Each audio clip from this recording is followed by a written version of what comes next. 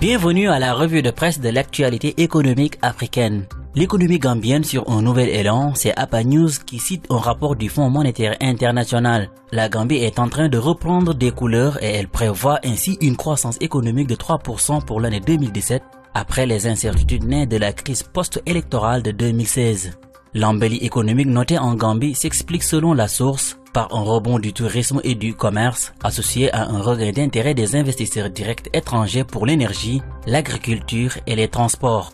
Le site panafricain informe que la mission du Fonds monétaire international s'est rendue à Banjul entre novembre et décembre pour examiner les performances réalisées dans le cadre du programme de contrôle du personnel approuvé en juin 2017.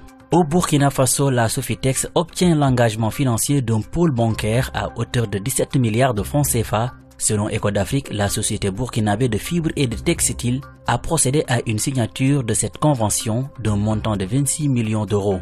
La culture du coton est une activité économique de première importance. Pour la campagne 2014-2015, ce sont près de 540 000 tonnes de coton graines qui sont attendues contre 508 000 tonnes en 2013 et 2014, soit un accroissement de 6,2%.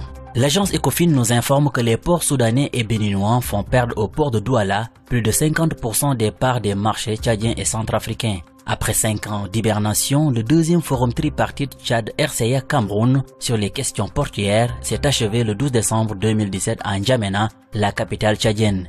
Ecofinance rappelle, selon les statistiques de la douane camerounaise datant de 2013, environ 340 milliards de francs CFA des marchandises tchadiennes transitent chaque année par le port de Douala contre 55 milliards de francs CFA des marchandises centrafricaines.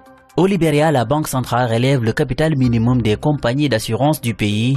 C'est pour qu'elles se conforment aux nouvelles exigences de fonds propres de la banque. Selon Financial Afrique, toutes les entreprises qui ne respecteraient pas la date limite verraient leur permis révoqué. Le site d'information renseigne que les compagnies spécialisées dans l'assurance générale non-vie doivent maintenir un capital minimum requis de 1,5 milliard de dollars US, 750 000 dollars pour celle de l'assurance vie et pour la réassurance un capital minimum de 5 millions de dollars est requis.